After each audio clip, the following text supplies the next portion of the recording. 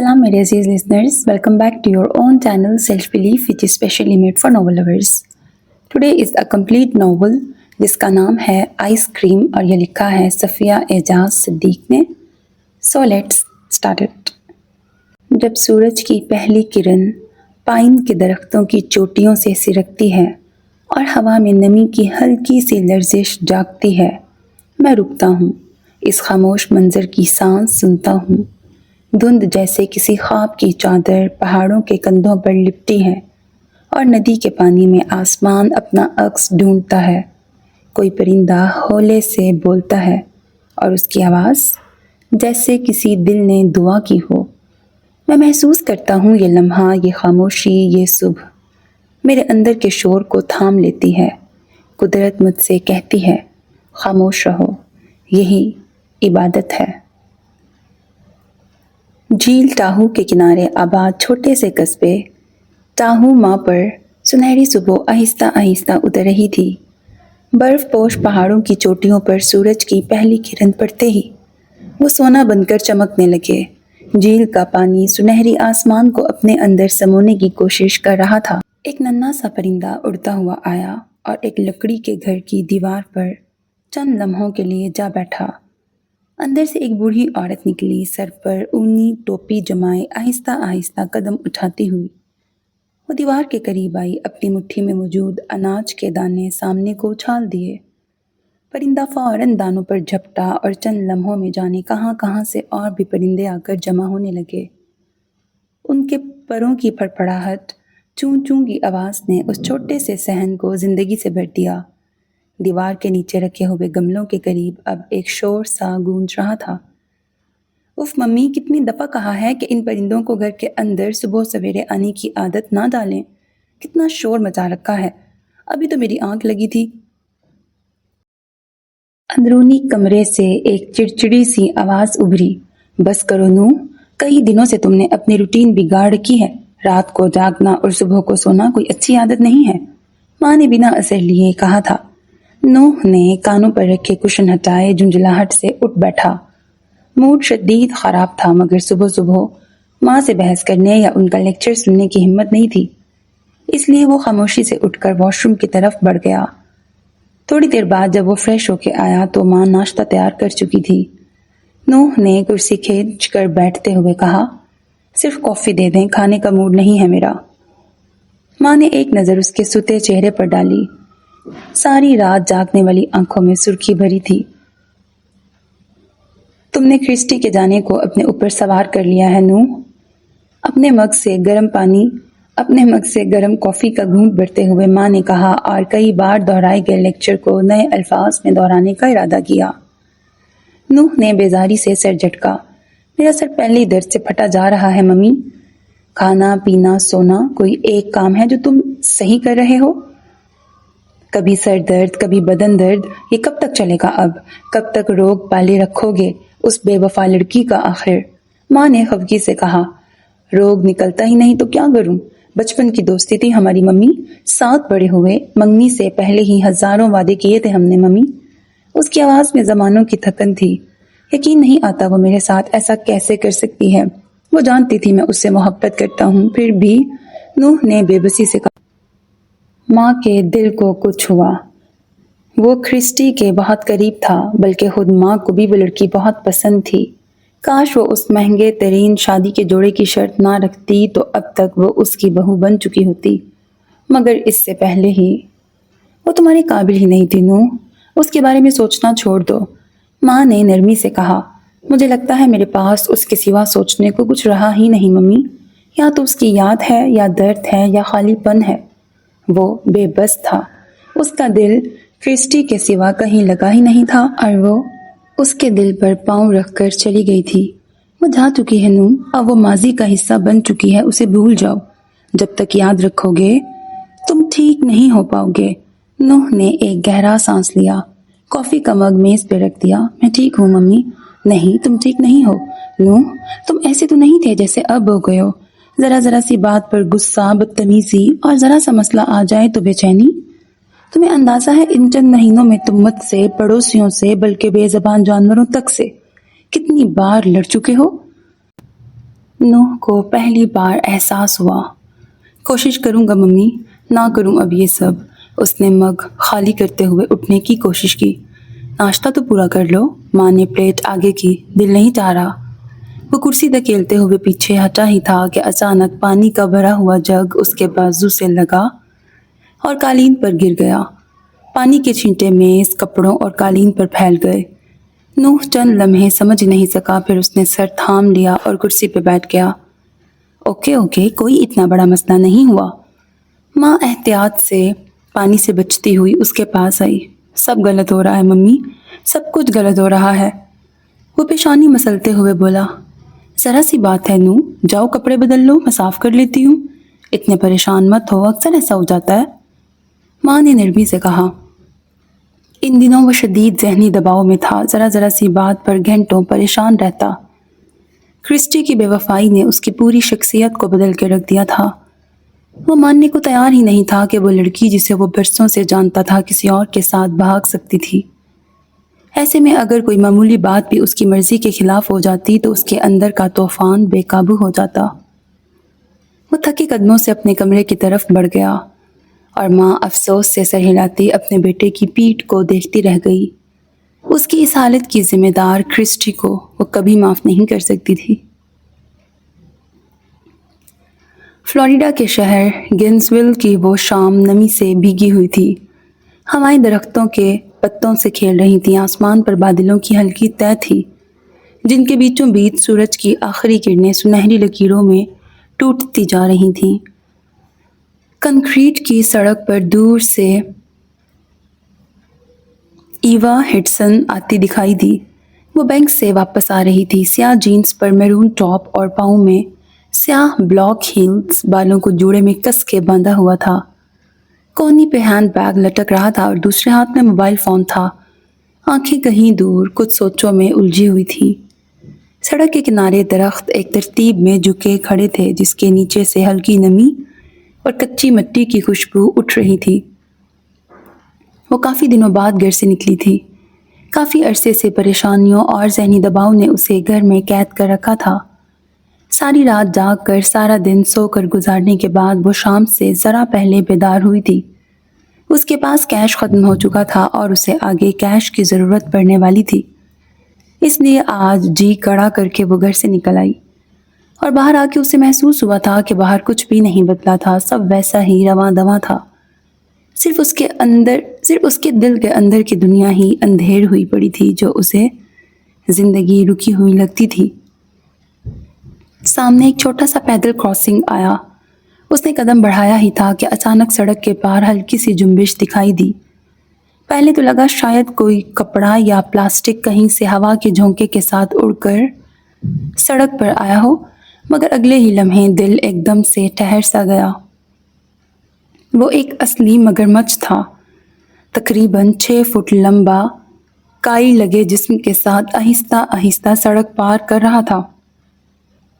Florida میں یہ منظر اکثر دیکھنے کو ملتا تھا، مگر باقی دنیا کے لیے یقیناً یہ نئی اور دلچسپ بات تھی، اس لیے وہ اکثر ایسے مناظر کو اپنے کیمرے میں قید کر لیتی تھی۔ وہ ایک وائلڈ لائف فوٹوگرافر بھی تھی اور اپنا یوٹیوب چینل بھی چلاتی تھی جہاں وہ دنیا کی مختلف شہروں میں جا کر چھوٹی چھوٹی ویڈیوز بناتی اور وہاں کے کھانوں اور ثقافت کے بارے میں معلومات فراہم کرتی۔ وہ بہت مشہور تو نہیں تھی مگر اس کا چینل اچھی طرح چل رہا تھا۔ لوگ اس کے کیمرہ اینگلز اور اس کی جمالیاتی حس کو بہت پسند کرتے تھے، جس انداز سے وہ چھوٹی چھوٹی چیزوں کو کیمرے میں قید کر کے دنیا کے سامنے لاتی تھی۔ آہستگی سے ایک ایک قدم وہ اس مگرمچھ کی طرف بڑھ رہی تھی۔ ارد گرد کا ماحول کچھ لمحوں کے لیے جیسے منجمد ہو گیا۔ ٹریفک دور سے رک گیا۔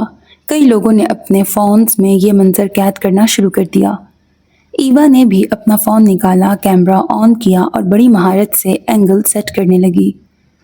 وہ اس مگرمچھ کے کافی نزدیک پہنچ چکی تھی۔ وہ دھیرے دھیرے حرکت کر رہا تھا اور ایوا قدموں کی مدھم چاپ کے ساتھ اس کی مختلف زاویوں سے ویڈیو بنا رہی تھی۔ پھر اس نے موبائل کے لینس کو ذرا سا نیچے کیا تاکہ پورا منظر آ جائے۔ تھوڑی ہی دیر میں کچھ گاڑیاں رکنے لگیں، لوگ کھڑکیوں سے جھانکنے لگے۔ مگر اس نے ویڈیو ریکارڈ کر لی تھی۔ اسے افسوس ہوا کہ وہ اپنا کیمرہ ساتھ نہیں لائی تھی، مگر فون سے بھی ویڈیو خاصی اچھی بن چکی تھی۔ پھر وہ پلٹ کر چل دی۔ گلیوں کے دونوں طرف خاموش گھروں میں کھڑکیوں کے پردے ہلکے ہلکے جھول رہے تھے۔ چند منٹ بعد وہ اپنے اپارٹمنٹ کے سامنے پہنچی۔ 2 منزلہ عمارت تھی جس کے ایک چھوٹے سے فلیٹ میں وہ کافی عرصے سے مقیم تھی۔ دروازہ کھولتے ہی اندر ایک ٹھنڈی سی خاموشی نے استقبال کیا۔ کمرہ نیم تاریک تھا، بس کھڑکی کے بلائنڈز کے بیچ سے شام کی آخری روشنی اندر آ رہی تھی۔ اس نے پرس میز پہ رکھا، جوتے اتارے۔ اسی دوران ایک سیاہ رنگ کی بلی اس کے پاؤں سے لپٹنے لگی۔ اس نے آہستگی سے اسے بازوؤں میں اٹھایا اور پیار سے اس کے سر پر ہاتھ پھیرنے لگی۔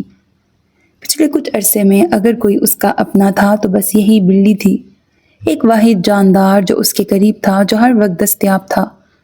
بلی کو گود میں لیے اس نے تھکے سے انداز میں صوفے کی پشت سے ٹیک لگا لی۔ آنکھیں بند کی تو جلتی آنکھوں کو ذرا سا آرام ملا۔ وہ پچھلے کئی مہینوں سے بہت مشکل وقت سے گزر رہی تھی۔ اس نے اپنے ماں باپ، بہن بھائی، حتیٰ کہ بانجوں بھتیجوں سے بھی رابطہ کیا تھا، مگر وہ سب اپنی زندگیوں میں اب اتنے مصروف تھے کہ رسمی حال چال پوچھنے کے سوا کوئی اس کے برے وقت میں ساتھ نہ تھا۔ اپنا برا وقت اس نے مکمل تنہا کاٹا تھا۔ مارک اس کا منگیتر تھا اور اسی کے لیے فلوریڈا میں مقیم تھی۔ انہوں نے اپنی شادی اگلے سال طے کی تھی، مگر اس سے پہلے ہی ان کا بریک اپ ہو گیا۔ اس نے فون اٹھایا اور نہ چاہتے ہوئے بھی ایک بلاک کیے ہوئے نمبر پر موجود چیٹ کو دیکھنے لگی۔ ایوا، تم ہر بات پر اوور ریاکٹ کرتی ہو، جیسے تم چھوٹی بچی ہو اور میں تمہارا باپ ہوں جو تمہارے نخرے برداشت کرتا رہوں۔ وہ صرف میری کولیگ ہے، تنہائی کا شکار ہے، میں اسے ذرا سی کمپنی دے رہا تھا بس، پتہ نہیں تمہیں کیا مسئلہ ہے۔ اوفو، کیا میں ہر بار واپس تمہارے پاس نہیں آیا؟ تمہیں ڈر ہے کہ میں تمہیں چھوڑ دوں گا؟ تم بس ایک انسیکیور لڑکی ہو جو مجھے کھل کے سانس بھی نہیں لینے دیتی۔ یار تو کیا ہو گیا؟ یہ تو بس ٹائم پاس ہے، کون سا میں اس سے شادی کر رہا ہوں؟ شادی تو تم سے ہی کرنی ہے نا۔ تم اوور سینسیٹیو ہو، میں تمہیں ہینڈل نہیں کر سکتا، توڑنی ہے تو توڑ دو، منگنی مجھے فرق نہیں پڑتا۔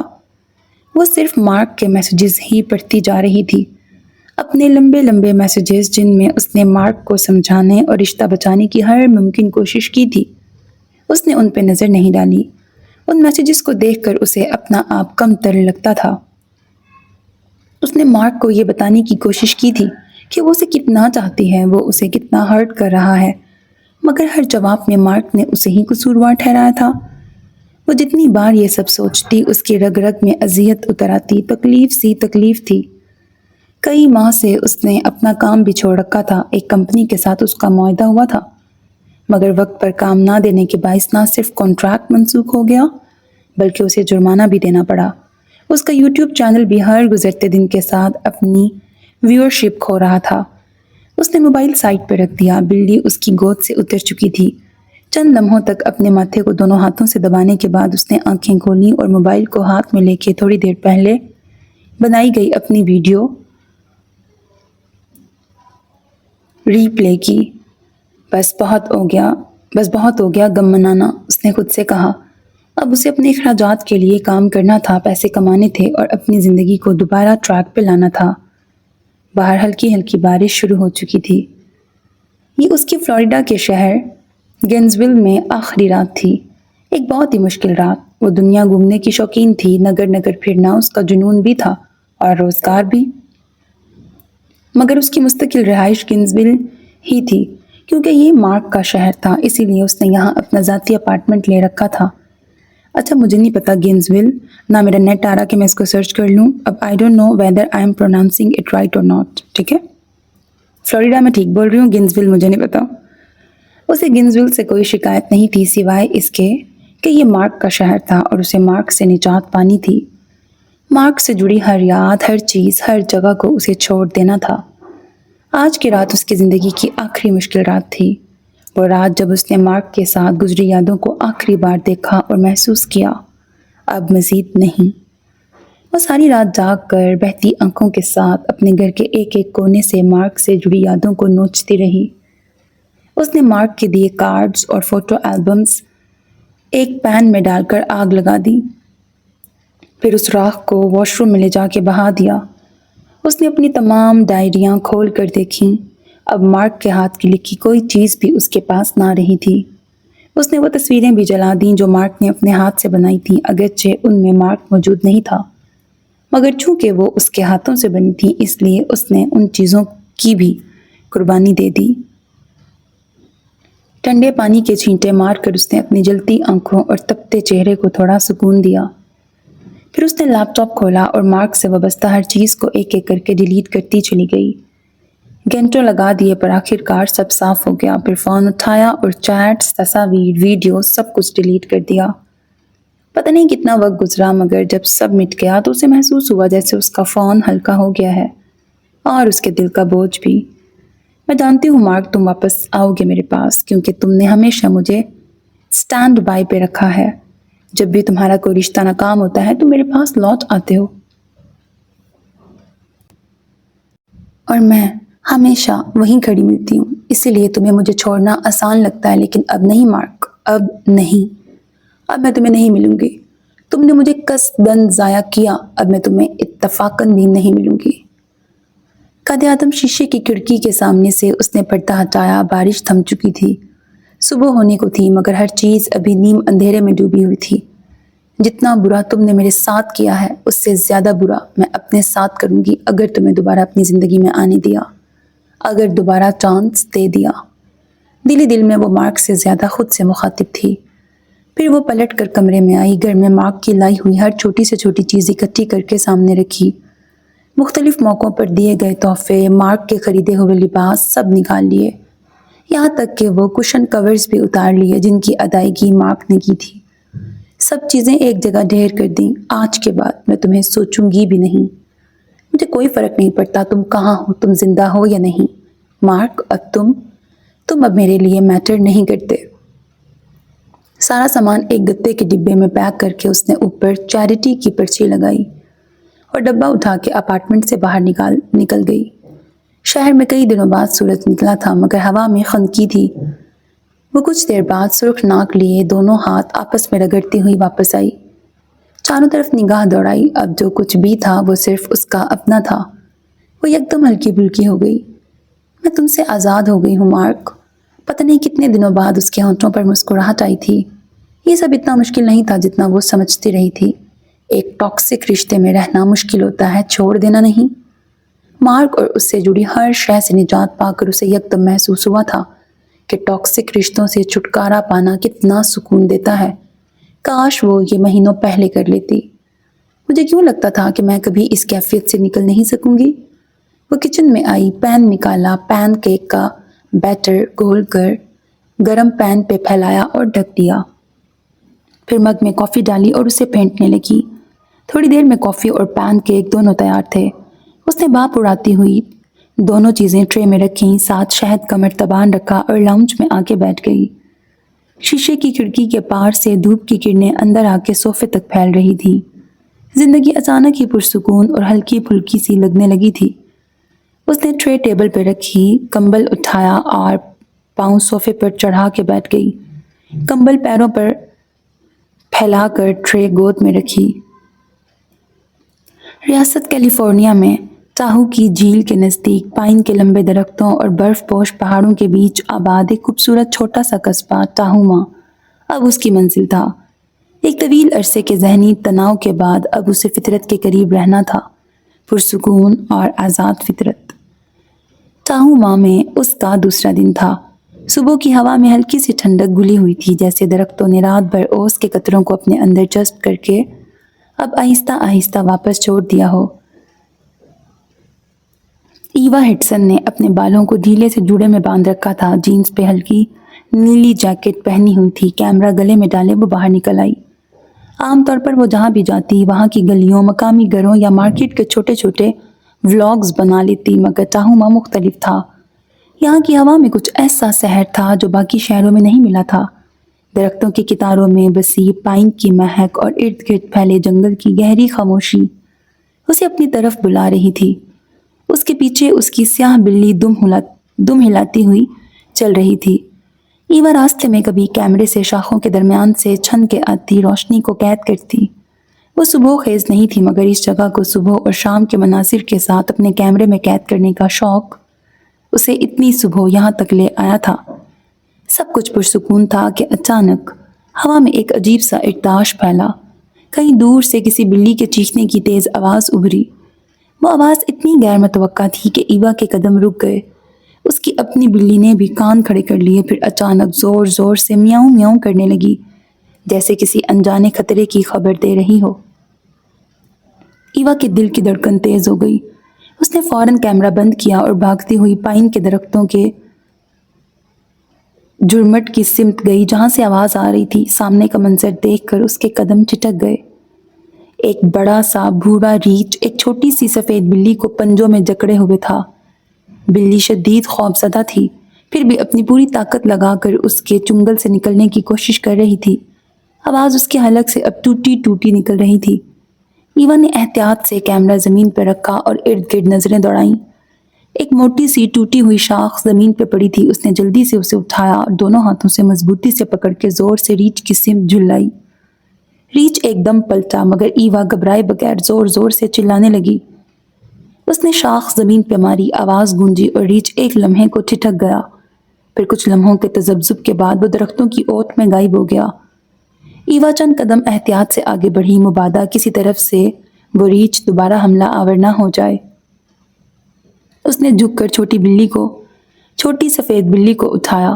اس کی دائیں پچھلی ٹانگ پر ہلکی سی خراش تھی۔ ایوا نے نرمی سے اسے گود میں لیا۔ اسے بلیاں ہمیشہ سے بہت پسند تھیں۔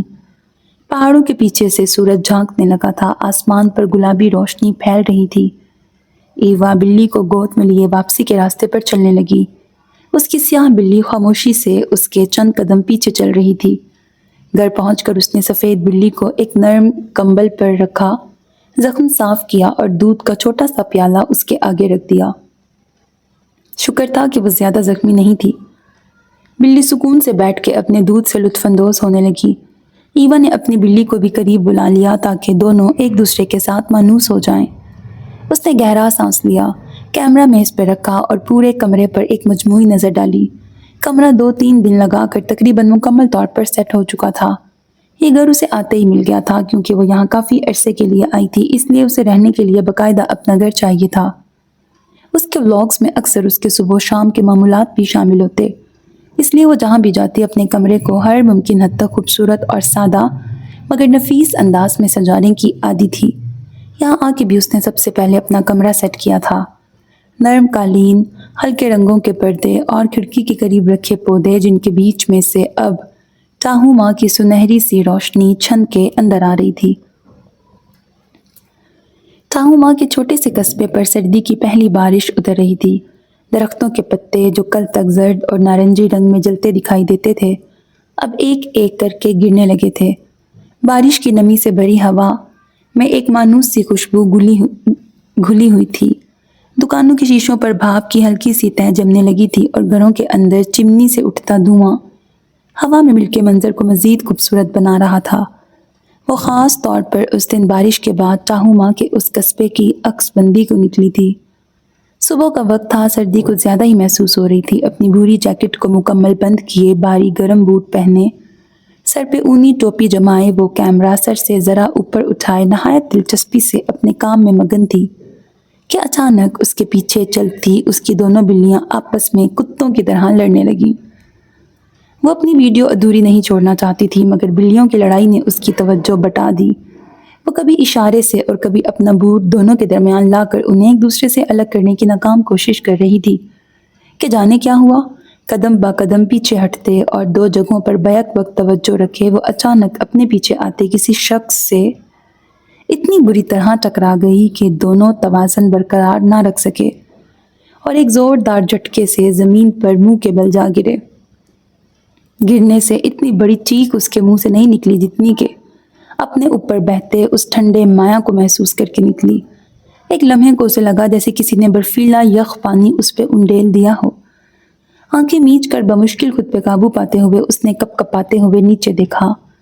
وہ یخ بستہ دودھ تھا جو دور تک پھیل چکا تھا۔ اس نے ایک نظر اپنے سے ذرا فاصلے پہ گرے اس لڑکے پر ڈالی جو 15-16 سال کا معلوم ہوتا تھا اور اس وقت دودھ کی ندی میں ہاتھ پر ہاتھ دھرے غصے سے اسے گھور رہا تھا۔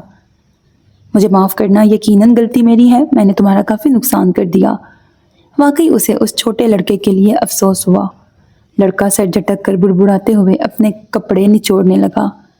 ایوا کی نظر کچھ فاصلے پر اپنے کیمرے پہ پڑی، پھر وہاں سے اپنی دونوں بلیوں پر گئی جو لڑائی بھول کر اب دودھ چاٹنے میں مصروف تھی۔ اس کا دل چاہا دونوں کو پکڑ کے ایک ایک تھپڑ جڑ دے۔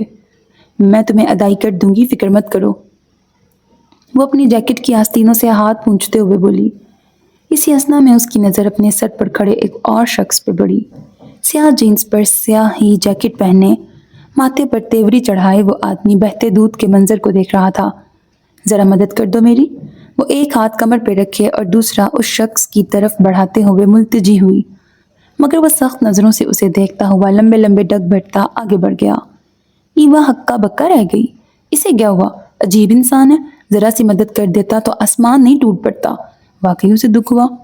اٹھو، وہی لڑکا اب اس کی طرف ہاتھ بڑھاتے ہوئے بولا۔ ایوا ممنون سی ہو کہ اس کا ہاتھ تھام کر اٹھ کھڑی ہوئی۔ میری کمر پر چوٹ لگی ہے، وہ کراہتے ہوئے بولی۔ تمہارا شکریہ، تم کتنے اچھے لڑکے ہو، اتنے نقصان پر بھی کچھ نہیں کہہ رہے، الٹا میری مدد کر رہے ہو۔ وہ اب زمین سے اس کا کیمرہ اٹھا کر دے رہا تھا، مگر وہ شخص کتنا بدتمیز تھا، ایسے گھور رہا تھا جیسے ابھی تھپڑ جڑ دے گا مجھے۔ اس کا دکھ ابھی کم نہیں ہوا تھا۔ ایسا اس لیے ہے کہ تم نے جو نقصان کیا ہے نا، لڑکے نے ارد گرد پھیلے دودھ کی طرف اشارہ کیا، یہ سب اس کا نقصان ہوا ہے۔ وہ ہنسی دبانے کی کوشش کرتے ہوئے بولا۔ کیا؟ ایوا نے حیرت سے آنکھیں پھیلائیں۔ ہاں، وہ میرا باس ہے، لڑکے نے کندھے اچکائے۔ اوہ، ایوا کو جیسے ساری بات سمجھ میں آ گئی تھی۔ تم پلیز اس سے کہہ دینا کہ میں کل تک رقم ضرور دے دوں گی، وہ پریشان نہ ہو، نقصان میری ذمہ داری ہے، اس نے نرمی سے کہا۔ کہہ دوں گا، لڑکے نے سر ہلایا۔ تم ایڈریس بتا دو مجھے، ویسے کیا اس کی دودھ کی دکان ہے؟ وہ پوچھنے لگی۔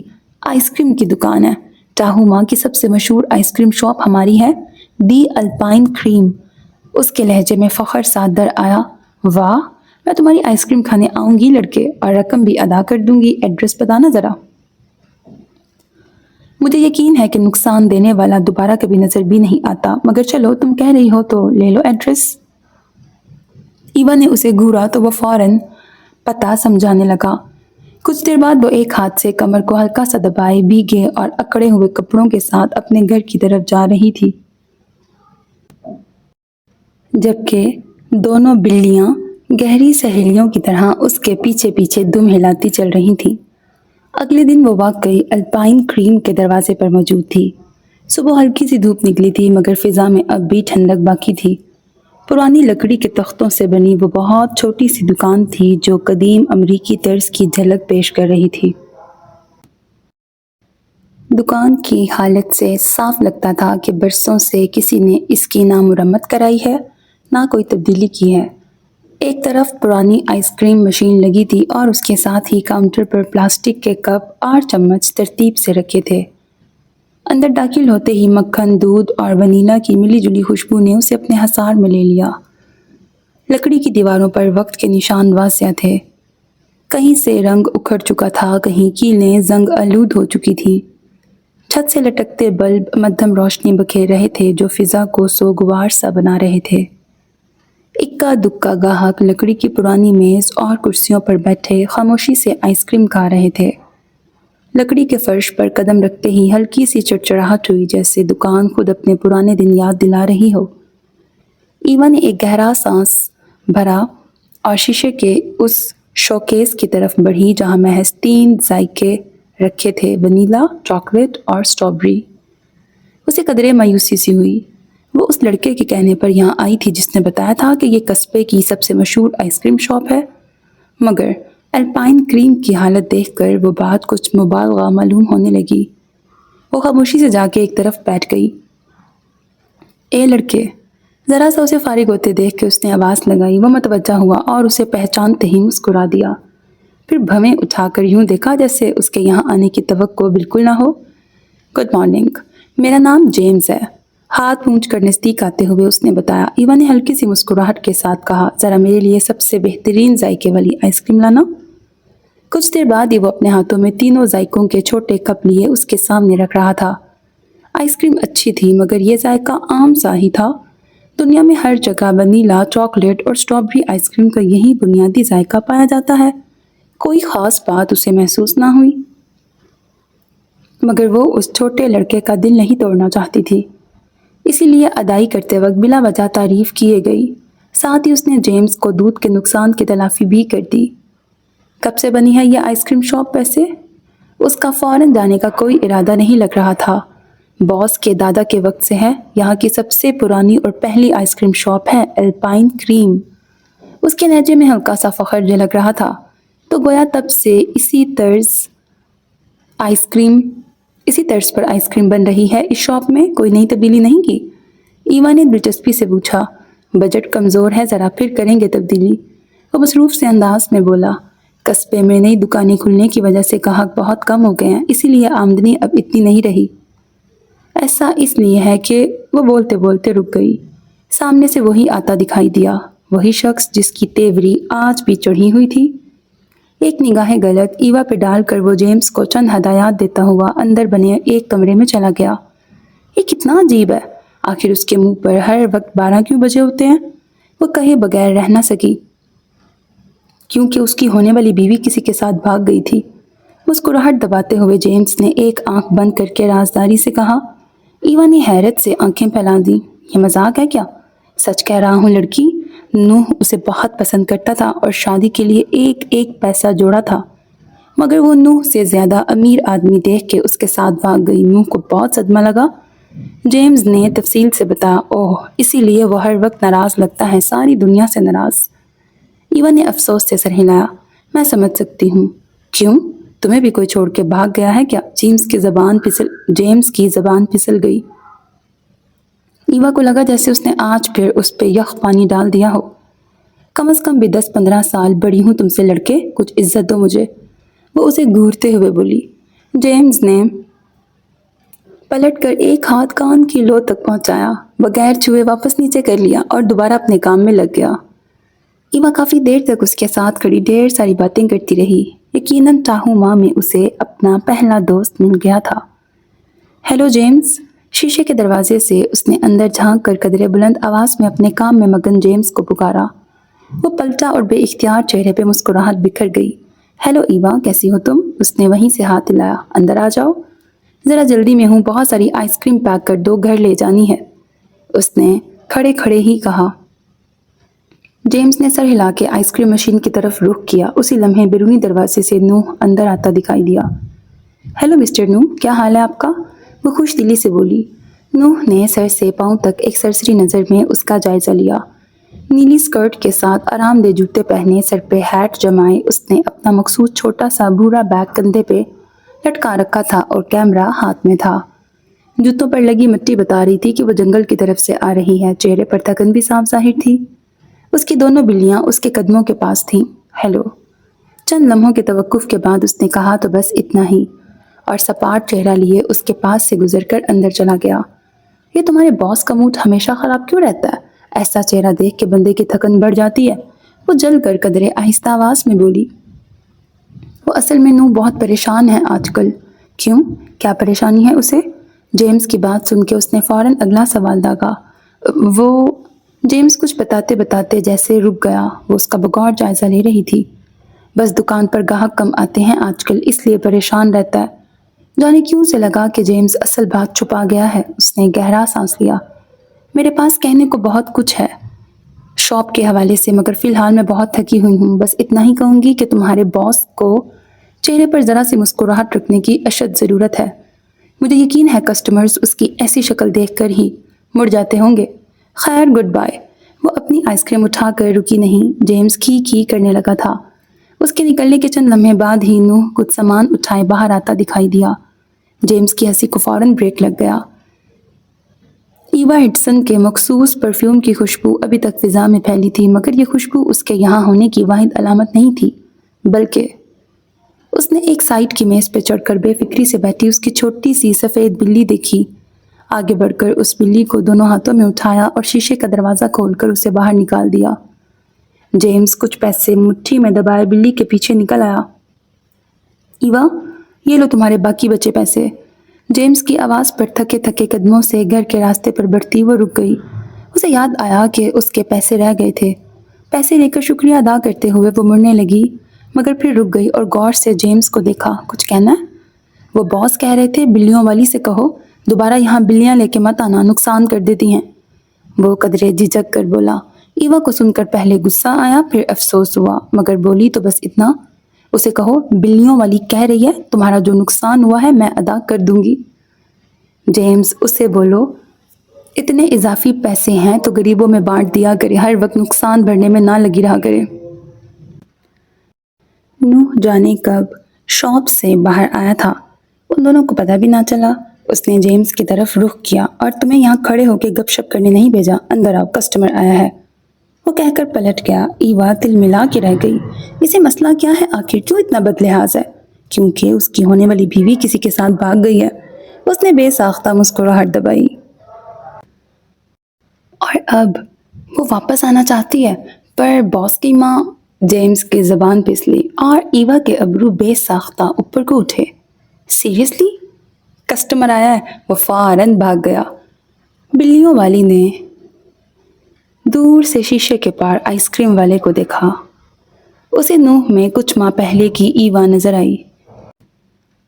ایک ٹھنڈی سانس بھرتے ہوئے اس نے سر جھٹکا اور اپنے راستے پر چل دی۔ جنگل کی طرف جاتے راستے میں الپائن کریم شاپ آتی تھی اور وہ اکثر ہی واپسی پر اس دکان کے اندر موجود ہوتی تھی۔ اس نے اپنی مخصوص کرسی اور میز بھی سنبھال لی تھی جہاں سے وہ جیمز کے ساتھ گھنٹوں باتیں کرتی پائی جاتی تھی۔ نوح کی آتے جاتے اس پر روز نظر پڑتی تھی۔ کبھی دونوں سر جوڑ کر سرگوشیوں میں باتیں کر رہے ہوتے، کبھی کسی بات پر قہقہے لگا رہے ہوتے، اور کبھی وہ دونوں اس کے فون یا کیمرے پہ جھک کر جانے کیا دیکھ رہے ہوتے۔ نوح کی موجودگی میں وہ محتاط سے ہو جاتے تھے۔ اس نے کئی بار نوح کو خود سے مخاطب کرنے کی کوشش کی، مگر اس کی طرف سے ٹھنڈا جواب پا کر وہ اب کچھ دنوں سے خاموش تھی۔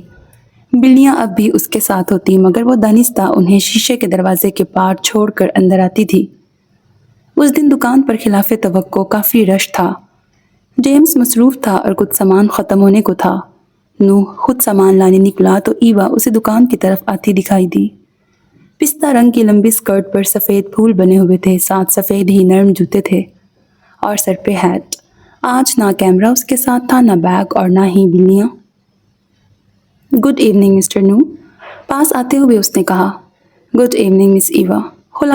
خلاف توقع آج اس نے اس کا نام لے کے اسے مخاطب کیا۔ آپ کہاں جا رہے ہیں؟ اس کا موڈ معمول پہ دیکھ کے اس نے پوچھ لیا۔ دکان کا کچھ سامان لینا ہے۔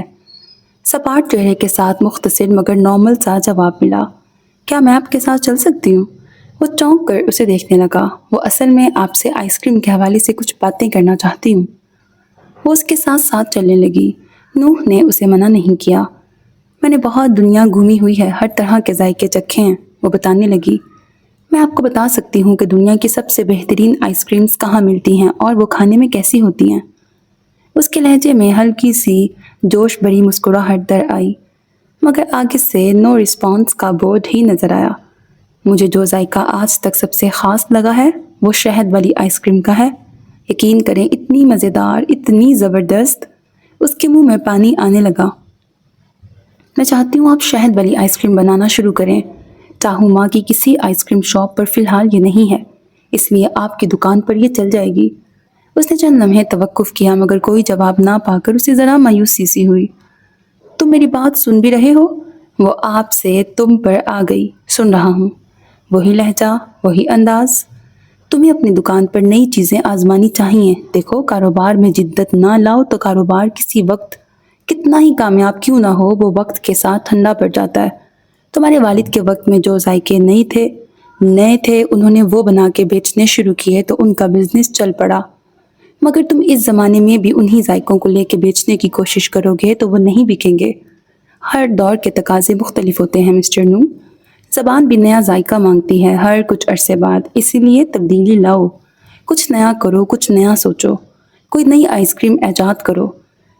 جو ذائقے الپائن کریم کی پہچان ہے انہیں کیسے چھوڑ دوں؟ وہ خفگی سے ایک موڑ کاٹتے ہوئے بولا۔ ہماری آئس کریم بہترین آئس کریم ہے۔ دیکھو دنیا ٹرینڈز کے ساتھ چلتی ہے، تمہیں اپنی بہترین آئس کریم کے ساتھ نئے تجربے کرنے پڑیں گے، تمہیں ذائقوں کے ساتھ باقی بھی کچھ تبدیل کرنا ہوگا۔ میں نے دنیا دیکھی ہے، میں جانتی ہوں کہ کسٹمرز کہاں شوق سے جاتے ہیں۔ تم آج کل کی جنریشن کو ایک عام سے پرانے پلاسٹک کے کپ میں عام سی آئس کریم پیش کرو گے تو وہ دوبارہ شوق سے تمہاری دکان پہ نہیں آئیں گے۔ اس لیے تمہیں اپنے کپ تک ٹرینڈ کے حساب سے لینے ہوں گے، اور صرف یہی نہیں بلکہ دکان کو اندر سے بھی کسی چیز کو تبدیلی کی ضرورت نہیں ہے۔ وہ ضدی سے لہجے میں بولا، ہر چیز کو تبدیلی کی ضرورت ہے مسٹر نو۔ وہ نرمی سے بولی، آپ کو بھی تبدیلی کی ضرورت ہے مسٹر نو۔ اس طرح ضدی بن کر آپ صرف اپنی مشکلات میں اضافہ کر رہے ہیں۔ آپ کو یہ سمجھنے کی اشد ضرورت ہے کہ ماضی کو ماضی میں چھوڑنا پڑتا ہے، چاہے وہ بھاگی ہوئی منگیتر ہو یا دن بدن گرتی ہوئی آئس کریم کی قیمت۔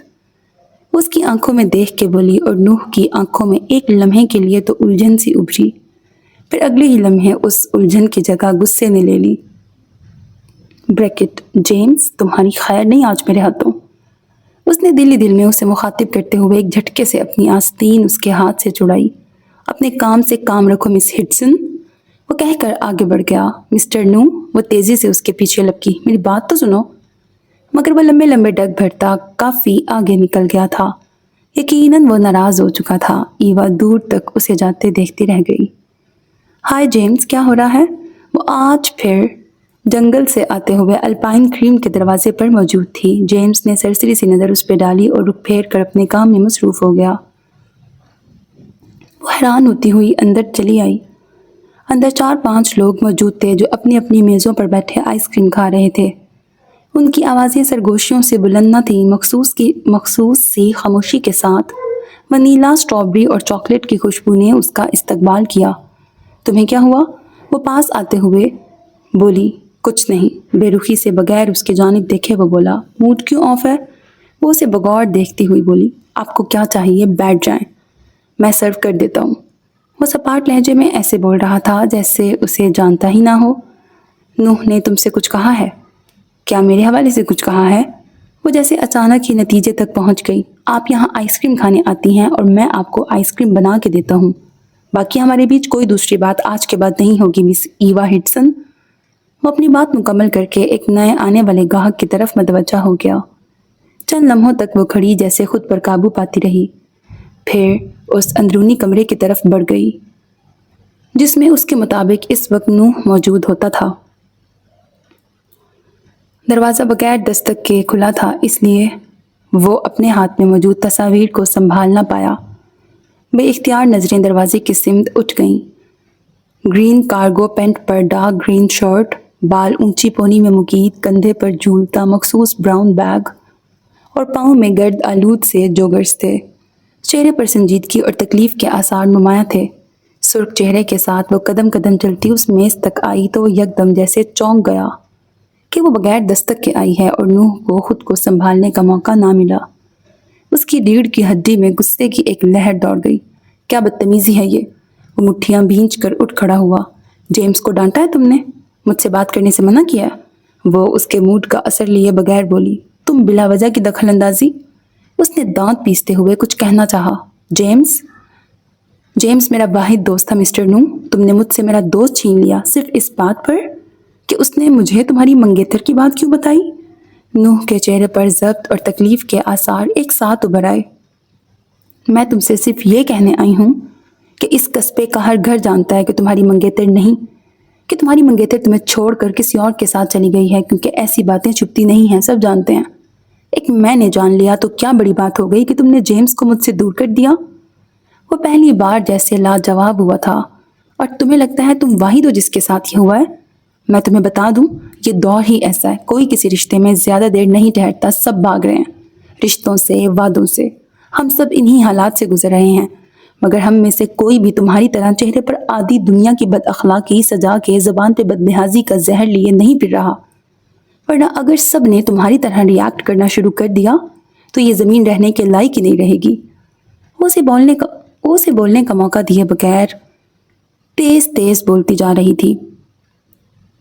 تم نے جیمز کو مجھ سے دور کر دیا، میں تمہیں کبھی معاف نہیں کروں گی، اور تم یاد رکھنا، جیسے تمہاری آئس کریم شاپ زوال کا شکار ہے صرف تمہاری خوش فہمی اور ضد کی وجہ سے، ویسے ہی تم اپنی زندگی کو بھی اسی رویے کی وجہ سے زوال کا شکار کر کے رہو گے۔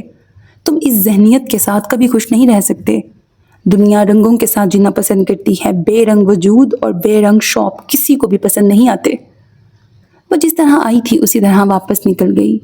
نوح اس کے پیچھے آیا مگر تب تک وہ بیرونی دروازہ پار کر کے باہر جا چکی تھی۔ اس کی نظر جیمز پر پڑی جو شیشے کے دروازے سے اسے جاتے دیکھ رہا تھا، پھر سر جھٹک کر آئس کریم مشین کی طرف بڑھ گیا۔ نوح واپس اپنی جگہ آیا۔ تصویریں اب بھی ویسے ہی اس کی میز پہ بکھری پڑی تھیں جیسے اس کے ہاتھ سے چھوٹ کے گری تھیں۔ ان میں نوح کے ساتھ موجود لڑکی کا چہرہ یکدم جیسے دھندلا سا گیا تھا۔ الپائن کریم شاپ ایک وقت میں اس قصبے کی سب سے مشہور شاپ تھی۔ یہاں آنے والے سیاح بھی اکثر اسی کا رخ کرتے تھے اور جتنے دن وہ تاہومہ میں رہتے یہیں کی آئس کریم کھاتے۔ ان کی چھوٹی سی فیملی اس شاپ سے اتنا کما لیتی تھی کہ گھر آرام سے چل رہا تھا، ہر سہولت موجود تھی۔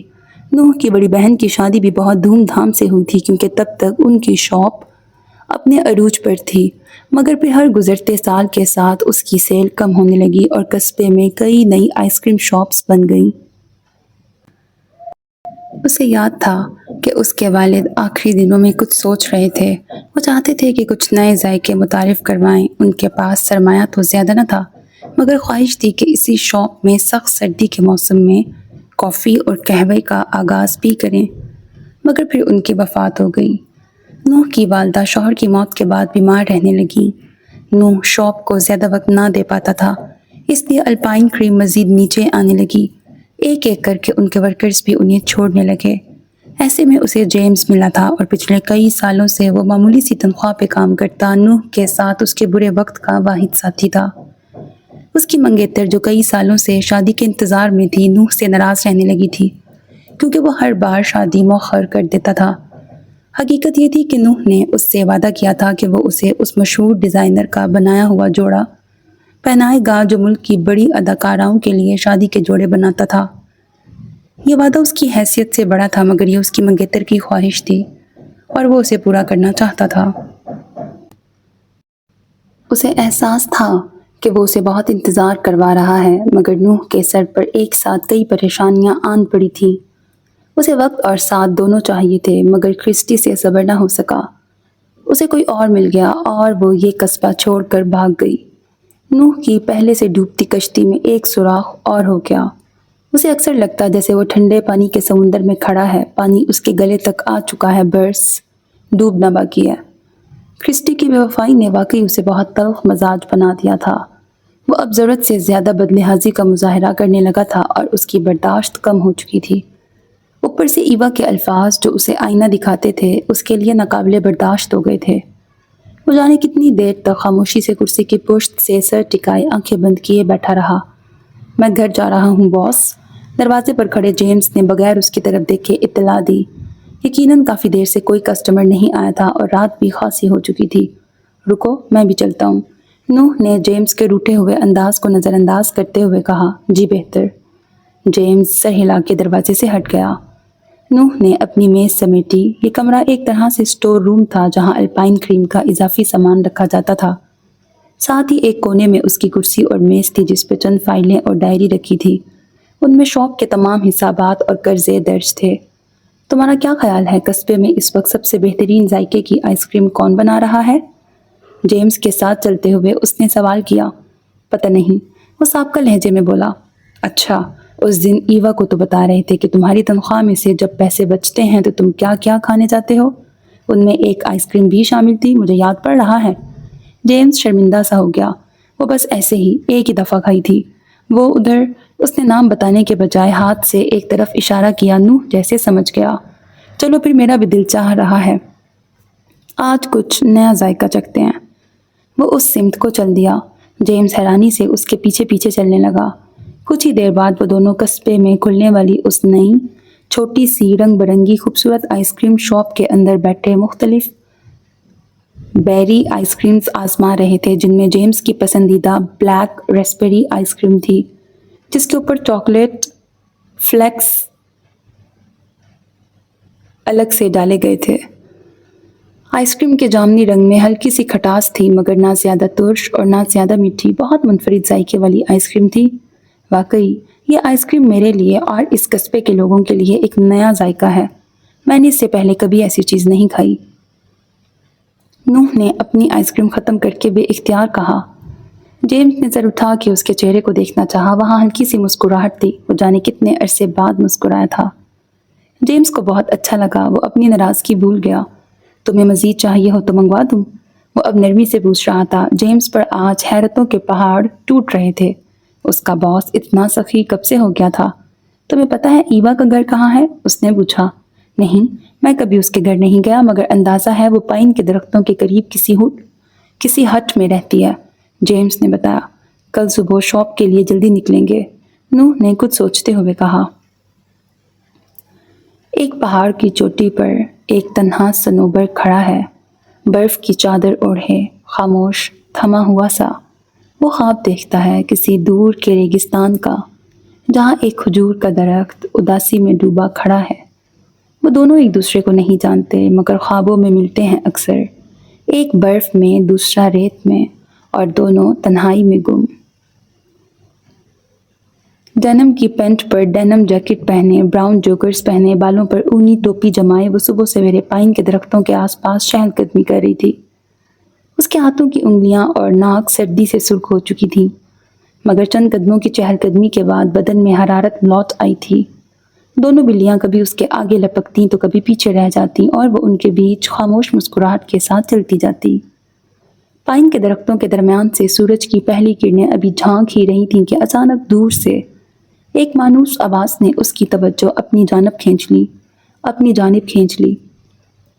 ہیلو مس ایوا، آواز جیمز کی تھی۔ اس نے آواز کی سمت دیکھتے ہوئے ماتھے پر دائیں ہاتھ کا چھجا سا بنایا اور آنکھیں چھوٹی کر کے دور سے اسے اپنی طرف ہاتھ ہلاتے ہوئے آتے دیکھا۔ اس کے پیچھے محض چند قدموں کے فاصلے پر دونوں ہاتھ جیبوں میں ڈالے نوح بھی آ رہا تھا۔ جانے کیوں ایوا کے دل نے چند دھڑکنیں مس کر دیں، پھر غیر محسوس انداز میں اس نے اپنی اونی ٹوپی کو دونوں طرف سے کھینچ کر کانوں پر برابر کیا، ڈینم جیکٹ کو سیدھا کیا اور ایک گہرا سانس لیا۔ اتنے میں وہ دونوں اس کے پاس آ چکے تھے۔ کیسی ہو تم؟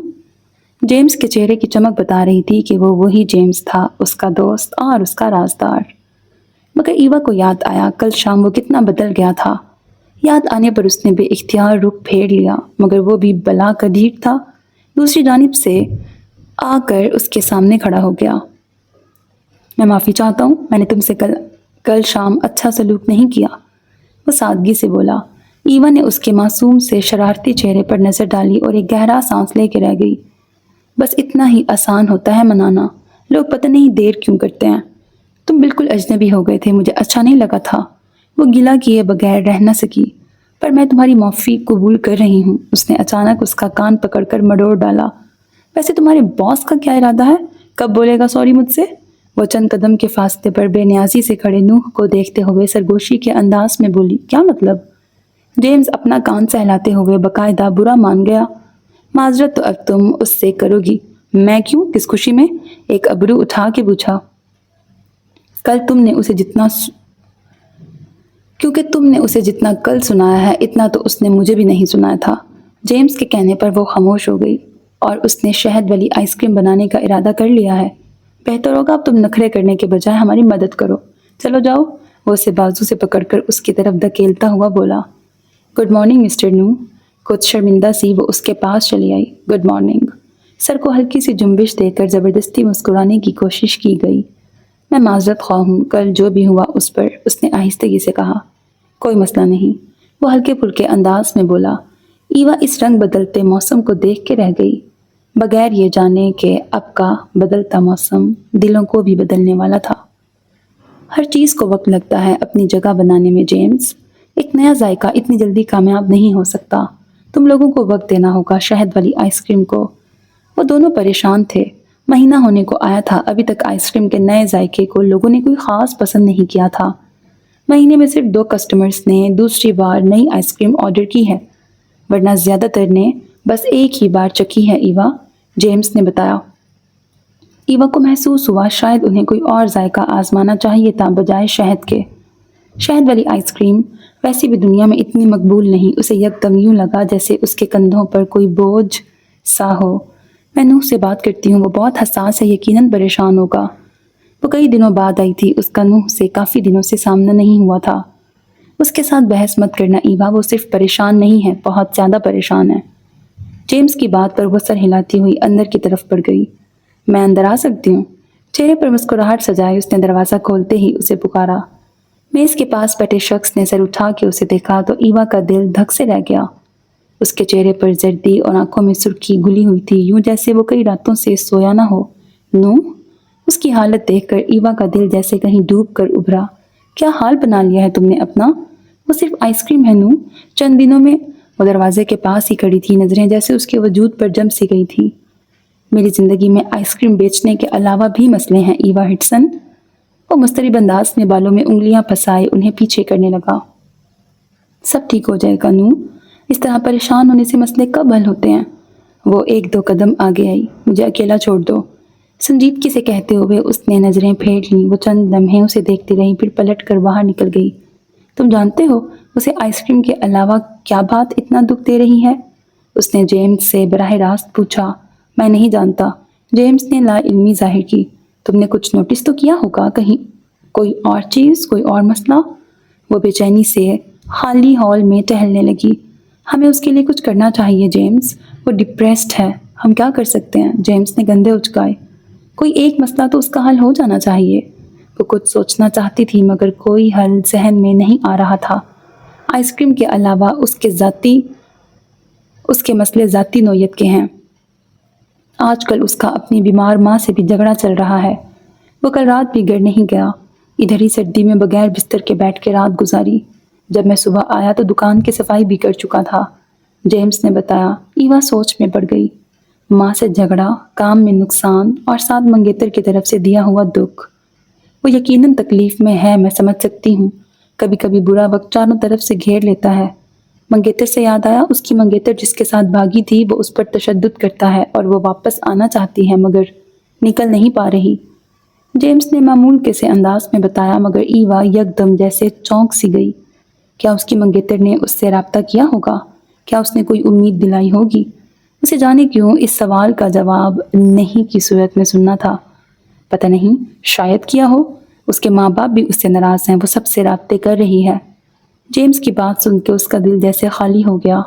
चंद लम्हों तक वो खामोश खड़ी रही, फिर चंद गहरी सांसें ली, चंद कदम आगे आई और अपनी हथेली जेम्स के सामने की। वो सवालिया नज़रों से उसे देखने लगा जिसकी पुरसोच निगाहों में कुछ चमक रहा था। सुबह खासी खनकी थी जब जेम्स शॉप की तरफ आता दिखाई दिया। दोनों हथेलियों को आपस में रगड़कर अपने गर्म कोट की जेबों में डालता वो अल्पाइन क्रीम शॉप के बिल्कुल नज़दीक था जब उसने उस रास्ते पर मामूल से ज़रा ज़्यादा रश देखा। नूह का आज जल्दी आने का इरादा नहीं था क्योंकि पिछली रात ठंड में जाग कर गुजारने के बाइस उसकी तबीयत बिगड़ गई थी। जेम्स के कदम तेज हुए और शॉप के नज़दीक पहुंचकर उसका दिल जैसे धक से रह गया। शीशे का दरवाज़ा टूटा हुआ था और अंदर का मंजर देखकर जेम्स समेत कस्बे के कई लोग हैरान परेशान रह गए। हॉल के बीचों बीच एक भारी जिसामत का रीछ बेफिक्री से सो रहा था। मुंह से खराटों की आवाज़ के साथ भारी जिस्म में होने वाला इर्ताश एक अजीब सा माहौल बना रहा था। आइसक्रीम फ्रीज़र का हशर हुआ पड़ा था। शहद वाली आइसक्रीम के डिब्बे खाली थे और बाकी आइसक्रीम्स भी कुछ अच्छे हाल में नहीं थीं। फ्रीज़र से हाल के वस्त तक आइसक्रीम्स फर्श पे फैली हुई थी। हर चीज़ ख़राब हो चुकी थी। आइसक्रीम की ठंडी मीठी खुशबू सारे हॉल में बसी हुई थी। जेम्स ने बेयकीनी से उस सोई हुई आफत को देखकर कदम आगे बढ़ाए तो लकड़ी का फर्श चिड़चिड़ाया। उसके पीछे चंद दूसरे अफराद भी एहतियात से चलते रीच तक आए। उसके मुंह और पंजों के साथ सीने पर भी अच्छी खासी आइसक्रीम फैली हुई थी। ये शहद के चक्कर में आया है, एक शख्स ने तबसरा किया। ये अनोखा वाक़या हुआ है, इससे पहले कभी सुना ना देखा, अजीब बात है। दूसरी तरफ से आवाज़ आई, ये बला जाग गई तो हमला कर सकती है, ज़्यादा तेज़ मत बोलो। कहीं और से आवाज़ सुनाई दी। आहिस्ता आहिस्ता लोगों की तादाद बढ़ रही थी। ये बदमस्त हुआ पड़ा है, ज़्यादा खाने की वजह से ये हिल भी नहीं सकता। किसी ने महकमा जंगलात को इत्तला दे दी थी। ईवा ने दूर से शीशे के टूटे दरवाजे के पार एक दीवार के साथ रखी कुर्सी पर बैठे नूह को देख लिया था। वो सर पकड़े हुए था। अल्पाइन क्रीम शॉप की हालत और नुकसान यकीनन उसके आसाब पर बहुत भारी था। वो तेज़ कदमों से चलती अंदर आई और एहतियात से कदम उठाती नूह के पास जा पहुंची। فکر مت کرو، فارسٹ ڈپارٹمنٹ والے ضرور کوئی حل نکالیں گے۔ اس نے نوح کے کندھے پر ہاتھ رکھ کر اسے متوجہ کیا۔ ہر گزرتا دن ایک نیا مسئلہ لا کے کھڑا کر رہا ہے۔ اس کے چہرے پر دنیا بھر کی بیزاری تھی۔ آواز زکام زدہ سی تھی، یقیناً وہ بیمار تھا۔ ایوا کو اس پہ ترس آیا۔ اتنا پریشان مت ہو نوح، سب ٹھیک ہو جائے گا۔ وہ اسے تسلی دیتے ہوئے ہلکے سے اس کا کندھا تھپ تھپا کر بولی۔ وہ حساس تھا اور اسے پہلی دفعہ دیکھ کر ہی وہ جان گئی تھی کہ وہ کئی پریشانیوں میں جکڑا ہوا قدرے بے یقینی کا شکار تھا۔ وہ چند لمحوں تک اس کے چہرے کو دیکھتے رہی۔ اسے ساتھ کی ضرورت تھی، اسے اعتبار کی ضرورت تھی، اسے تبدیلی کی ضرورت تھی۔ کچھ مسائل زندگی میں اتنے بڑے نہیں ہوتے جتنے انسان کے دماغ میں ہوتے ہیں، اور نوح کے دل و دماغ میں وہ ایک ناکام ہونے والا شخص بن چکا تھا جس کی زندگی اب کبھی صحیح نہیں ہو سکتی تھی۔ ایوا جانتی تھی نوح کو کس چیز کی ضرورت تھی، اس لیے وہ اس کے پیچھے آتی تھی۔ شہد رنگ آنکھیں آج اسے بتا رہی تھیں کہ نوح کو واقعی ضرورت تھی۔ ٹھیک ہو جائے گا سب، وہ اس کے ہاتھ کی پشت کو تھپ تھپا کر اس کی آنکھوں میں دیکھ کر پورے یقین سے بولی تھی۔ پھر وہ پلٹ کر فارسٹ ڈپارٹمنٹ کے افراد تک آئی۔ چند لمحوں تک ان سے کچھ بات کرنے کے بعد اس نے اپنا کیمرہ نکالا اور خاموشی سے اس سارے منظر کی ویڈیو بنانے لگی۔ نوح نے کچھ فاصلے سے اس پر ایک نظر ڈالی، پھر کچھ بڑبڑاتے ہوئے سر جھٹک کر دوسری طرف رخ موڑ لیا۔ جو بھی تھا، نقصان صرف اسی کا تھا۔ بس یہی کسر باقی تھی اس کے لیے کہ کوئی ریچھ آ کر اس کی آئس کریم شاپ چاٹ جائے۔ اسی دوران اس کا فون بجنے لگا۔ بیزاری سے اس نے اسکرین پر نظر ڈالی جس پر ایک مانوس نمبر اور نام جگمگا رہا تھا۔ وہ اسے دیکھتا گیا مگر کال نہیں اٹھائی۔ ایوا اور جیمز کی کوششوں سے فارسٹ ڈپارٹمنٹ نے ریچھ کی مچائی تباہی کی ذمہ داری لیتے ہوئے الپائن کریم شاپ کے تمام نقصان کی ادائی کر دی تھی۔ نوح کو قدرے تسلی ہو چکی تھی۔ وہ شاپ کی مرمت کروا کر دوبارہ سب سیٹ کروا رہا تھا جب ایک شام ایک شخص اس کے پاس آیا۔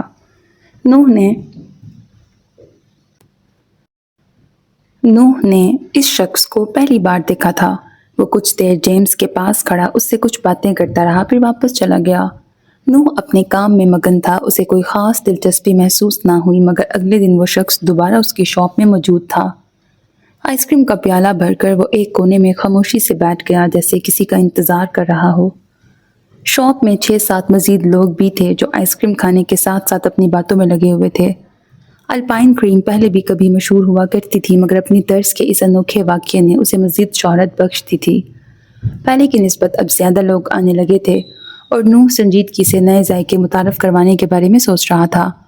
ہیلو گائز، دروازے سے ایک چہرہ نمودار ہوا۔ جیمز کے چہرے پر مسکراہٹ آ گئی۔ Good evening Eva. جیمز کی آواز پہ کونے میں بیٹھے شخص کی نظریں بھی دروازے کی سمت اٹھیں۔ وہ تھکے تھکے قدموں سے چلتی اندر آئی، کندھے سے بیگ اور گلے سے کیمرہ اتار کر ایک میز پہ رکھا۔ بلو جینز پر سفید اندر شرٹ کے اوپر بلو ڈینم کی جیکٹ تھی جو اس نے اتار کر کمر کے گرد باندھ رکھی تھی۔ بال اونچی پونی میں مکید تھے اور پیروں میں جوگرز تھے۔ وہ جنگل کی طرف سے آ رہی تھی، چہرے پر تھکن واضح تھی۔ کیا بنا پھر؟ کون سی بیری کے ذائقے پر اتفاق ہوا تم لوگوں کا؟ وہ کاؤنٹر کے پاس آتے ہوئے پوچھنے لگی۔ اس سے پہلے کہ جیمز جواب دیتا، نوح اس کی راہ میں اچانک حائل ہوا۔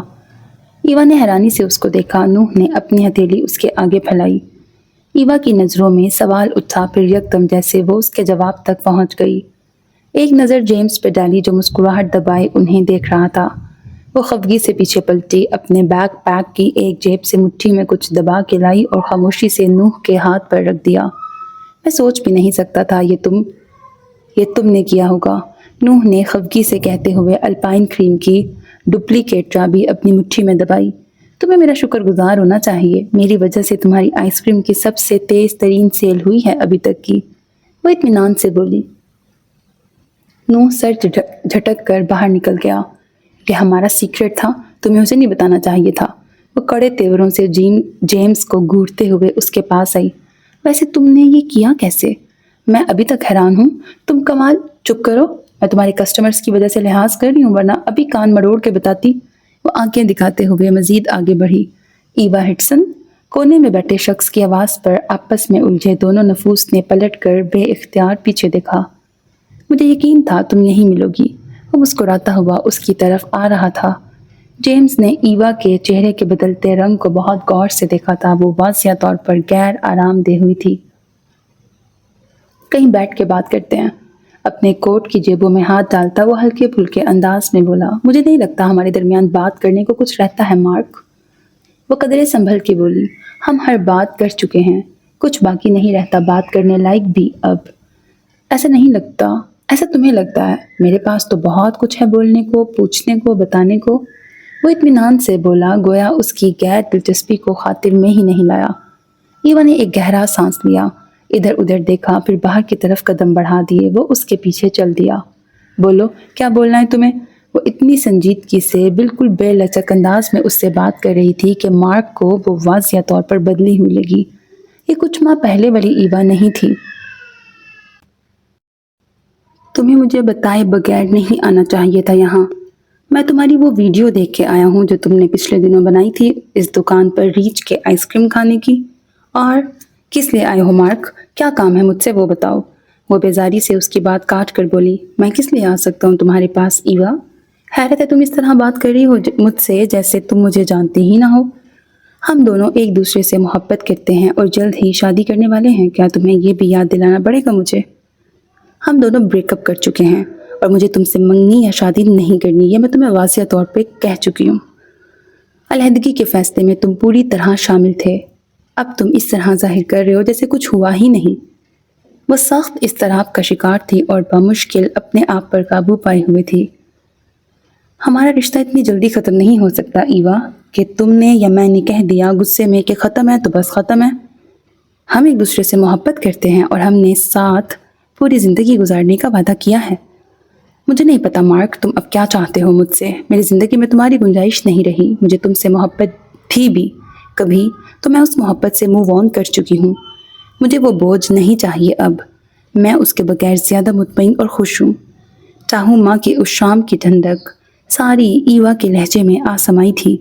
तुम इस वक्त नाराज़ हो ईवा? मैं नाराज़ नहीं, बेजार हूँ मार्क। और मैं तुमसे जुड़ी याद से, तुमसे जुड़े ताल्लुक़ से, हर चीज़ से बेजार हूँ। मैं चाहता हूँ तुम वक्त ले लो, पर जो फैसला करो वो सोच समझ के करो। मैं फैसला कर चुकी हूँ। मुझे अपनी ज़िंदगी तुम्हारे साथ नहीं गुजारनी। मुझे तुमसे कोई रिश्ता नहीं रखना मार्क। दोबारा मेरे पीछे मत आना। तुम सिर्फ मेरा वक्त ज़ाया कर रहे हो फजूल की बहस से। वो फैसला कुन अंदाज में बोलती हुई अल्पाइन शॉप के दरवाजे की तरफ बढ़ गई। मैं फिर आऊँगा ईवा। वो पीछे से उसे पुकारने लगा, जितनी दफ़ा आओगे अपना और मेरा वक्त ज़ाया ही करोगे। मेरे पास कोई गुंजाइश नहीं है तुम्हारे लिए। Good bye. वो बगैर पलटे दरवाजे के पार चली गई। कुछ ट्राई करना चाहोगी? जेम्स ने उसके चेहरे पर छाई संजीदगी और इज़्तिराब को देखते हुए पूछा। मूड नहीं है। वो कैमरे को बैग में ठूसती हुई बोली, क्या तुम मुझसे नाराज़ हो कि मैंने बॉस को बता दिया कि तुमने मुझसे शॉप की चाबी ली थी? वो पूछने लगा। नहीं, मैं तुमसे नाराज़ नहीं हूँ जेम्स। वो बदिक्कत मुस्कुराई। तुम परेशान मत हो। अपना बैग पैक दाएं कंधे पे डालकर वो उसे गुड बाय करती बाहर निकल गई। मिस ईवा हिडसन। मायूस सी आवाज़ पर उसने पलट कर देखा। अल्पाइन क्रीम से चंद कदमों के फासले पर एक दरख्त से टेक लगाए नूह खड़ा था। वो रुक कर सवालिया नज़रों से उसे देखने लगी। वो अच्छा इंसान मालूम हो रहा था, तुमसे मोहब्बत भी करता था शायद। तुम्हें उसे एक मौका मज़ीद दे देना चाहिए था। वो बगौर उसका चेहरा देखते हुए बोला, ये मेरा पर्सनल मामला है। इससे पहले कि वो मज़ीद कुछ कहती, नूह ने हाथ उठा के उसे रोक दिया। पहले दिन से तुम मेरे ज़ाती मामलात में जी भर के दखल अंदाजी करती रही हो। अब तुम ये नहीं कह सकती कि मैं तुम्हारे पर्सनल मामलात से दूर रहूं, ओके? वो बेचैनी से लब काटती हुई इधर उधर देखने लगी। क्या मसला है? जवाब में खामोशी रही। वो बगौर उसके चेहरे को देख रहा था। इतने अरसे में आज पहली बार उसने ईवा हिडसन का कोई और रूप देखा था। उसका एतमाद हिल चुका था और चेहरे पर तकलीफ के वाज़िया आसार थे। उसे देख के लगता था जैसे उसका दिल तंग पड़ रहा हो, जैसे वो कहीं भाग जाना चाहती हो, इस लम्हे से गायब हो जाना चाहती हो। नूह ने एक गहरा सांस लिया। तुम्हें उससे मोहब्बत है ईवा, इसीलिए तुम्हें उसे देखकर भी अजियत हो रही है। ईवा ने तड़प कर उसकी तरफ देखा। उससे तकलीफ का एहसास जुड़ा हुआ है नूह। मैं जितनी बार उसे देखूंगी या उसके बारे में सोचूंगी, मुझे वो वक्त याद आएगा, वो बुरा वक्त जो उसकी वजह से मैंने गुजारा। नूह ने कुछ उलझ के उसकी तरफ देखा। उसकी याद के साथ हमेशा दर्द का एहसास जुड़ा होता है। क्या ये मोहब्बत नहीं है? اس نے درد دیا ہے، اسی لیے درد ہوتا ہے نو، یہ محبت نہیں ہے۔ یہ اس تکلیف کا احساس ہے جو اس نے مجھے دی اور جو میں نے خود پر گزرنے دی۔ جس سے ہم محبت کرتے ہوں، کیا اسے ٹھکرا کر پھر زندگی میں خوش رہ سکتے ہیں؟ کیا دل کا ایک حصہ کٹ نہیں جاتا ایوا؟ میں اپنے دل کا وہ حصہ دفن کر چکی ہوں جس میں مارک رہتا تھا۔ وہ فیصلہ کن انداز میں دونوں ہاتھ سینے پر باندھتی ہوئی بولی، جہاں تک خوشی کی بات ہے تو اس کے ساتھ بھی خوشی کی کیا ضمانت تھی؟ میں نے اس کے ساتھ رہ کر بھی کافی ذہنی تناؤ گزارا ہے۔ جو میں نے اس کے ساتھ گزاری ہے، میں اس زندگی سے بہتر زندگی گزارنے کی حقدار ہوں۔ کوئی گنجائش نہیں ہے ایوا، کوئی گنجائش نہیں ہے نو۔ وہ اب اس کی آنکھوں میں دیکھ کر پھیکا سا مسکرائی تھی۔ سورج ڈھل رہا تھا اور ڈھلتے سورج کی زرد روشنی نوح کی بھوری آنکھوں میں جیسے شہد سا گھول رہی تھی۔ وہ سمجھتا ہے میں اس کے لیے سٹینڈ بائی پہ کھڑی ہوں۔ وہ جہاں سے ناکام ہوگا میرے پاس آئے گا اور میں اسے وہیں کھڑی ملوں گی، انہی جذبات کے ساتھ۔ وہ زخمی سا مسکرائی۔ غلط فہمی ہے اس کی۔ جو مجھے دانستہ چھوڑ گیا، میں اسے اتفاقاً بھی نہیں ملوں گی اب۔ نوح کے اندر کئی ماہ سے پڑی ہوئی ایک گرہ جیسے دھیرے سے کھلی تھی۔ اسے لگتا ہے میں ہر بات پر اوور ریاکٹ کرتی ہوں۔ وہ چاہتا ہے کہ وہ دل بھی توڑے، وہ غصہ بھی کرے، وہ بدتمیزی بھی کرے اور میں کچھ بھی رد عمل نہ دکھاؤں۔ کیوں؟ کیونکہ میں نے محبت کا دم بھرا ہے تو گویا غلامی قبول کر لی ہے۔ ایسی محبت پر میں کب کی لعنت بھیج چکی ہوں۔ حساس دلوں کو حساس انسانوں کی ضرورت ہوتی ہے اور اسے یہ بات کبھی سمجھ میں نہیں آئی، نہ ہی آ سکتی ہے۔ وہ بے سکون سی ضرور تھی، اس لمحے پر متزلزل ہرگز نہیں تھی۔ وہ جانتی تھی اس نے کیا اور کیوں کیا تھا۔ جانور ہو یا انسان، وہ توجہ اور احساس مانگتا ہے۔ وہ اپنے پیروں میں لوٹتی اپنی سیاہ بلی کو اٹھاتے ہوئے بولی۔ اس کو غالباً کوئی چیز چبھ گئی تھی۔ حساس دلوں کو پرواہ کرنے والوں کی ضرورت ہوتی ہے ایوا، اور احساس اس نے ہاتھ آگے بڑھا کر اس بلی کے سر پہ پھیرا۔ بلی سیاہ بلی کو اٹھاتے ہوئے بولی۔ ایوا نے مسکرا کر چیز چبھ گئی تھی، خم کرتے ہوئے بلی کو نیچے اتار دیا۔ پرواہ کرنے والوں کی ضرورت ہوتی ہے ایوا، چبھ رہی ہو۔ اس نے ہاتھ آگے بڑھا کر اس بلی کے سر پہ پھیرا۔ بلی کو زندگی پرسکون ہو جائے گی۔ ایوا نے مسکرا کر اس کے الفاظ خم کرتے ہوئے بلی کو نیچے اتار دیا۔ جو چیز کو کانٹا چبھا ہوا تھا، نکلنے پر ہمت کر کے اس کو نکال پھینکنا چاہیے ساتھی کے ساتھ دوبارہ سکون ہو جائے گی تھی۔ اس کے الفاظ بلیاں ایک دوسرے سے مانوس ہو گئی تھیں اور ہر وقت ساتھ ہی دکھائی دیتی تھی۔ بلی کو کانٹا چبھا ہوا تھا، کرنا چاہیے وہ پرسکون ہو کر اپنی سفید ساتھی کے سارے میسیجز ڈیلیٹ کر دینے چاہیے، ساری تصویریں جلا دینی چاہیے، سارے نمبرز اور آئی ڈیز کو بلاک کر دینا چاہیے اور اپنا نمبر بھی بدل لینا چاہیے کہ وہ واپس آئے بھی تو اسے کوئی راستہ سارے میسیجز ڈیلیٹ کر دینے چاہیے، ساری تصویریں جلا دینی چاہیے، سارے نمبرز اور آئی ڈیز کو بلاک کر دینا چاہیے، بعد ریگریٹ نہیں اور اپنا نمبر بھی بدل لینا چاہیے کہ وہ واپس آئے بھی تو اسے کوئی راستہ تھی جو کانٹا نکلنے کے بعد ہلکی سی لنگڑاہٹ تھا، مگر نگاہوں کا زاویہ بدل گیا تھا۔ کے بعد بھی تو تکلیف ہوتی ہے، نکالنے کے بعد ریگریٹ نہیں ہوتی ہے۔ ایوا نے اس کی تائید کی، نگاہیں اسی بلی پر نظریں تھیں جو کانٹا نکلنے کے بعد ہلکی سی لنگڑاہٹ میں چل رہی تھی۔ ایسا ہلکا پھلکا ہو جاتا ہے کہ جیسے کبھی کچھ ہوتی ہی نہ ہو، آزما کے دیکھ لو۔ ایوا نے اس کی تائید کی، آج اختیار نظریں اٹھا کے اسے دیکھنے لگا۔ اس تکلیف کے بعد انسان جو نشانی ہلکا پھلکا ہو جو یاد جیسے کبھی کچھ ہوا ہی نہ ہو، آزما کے دیکھ لو، تم ایک نئے انسان تھی۔ آج ایسے انسان جو درازوں کا مکمل صفایا کر کے زیادہ محبت کرتا ہوگا، جو نشانی بھی پاس ہے، جو یاد جواب سنبھال کیا تھا، سب ختم کر دو۔ دیر تک وہ وہیں کھڑی رہی تھی، اس کے ساتھ اس کی نئی بیری والی آئس کریم پر بات کرنی تھی۔ پہلے سے دونوں جانتے تھے کہ وہ اس وقت آئس کریم پہ بات نہیں کرنا چاہتے تھے۔ کچھ دیر تک وہ وہیں کھڑی رہی کر رہے تھے، ساتھ اس کی نئی بیری والی آئس کریم کے بارے میں بتاتا رہا۔ اندر دونوں جانتے تھے کہ وہ اس کے سامنے پیش ہونے بات نہیں کرنا چاہتے تھے۔ تھوڑی دیر بعد وہ اسے الوداع کہتی چلی کر رہے تھے۔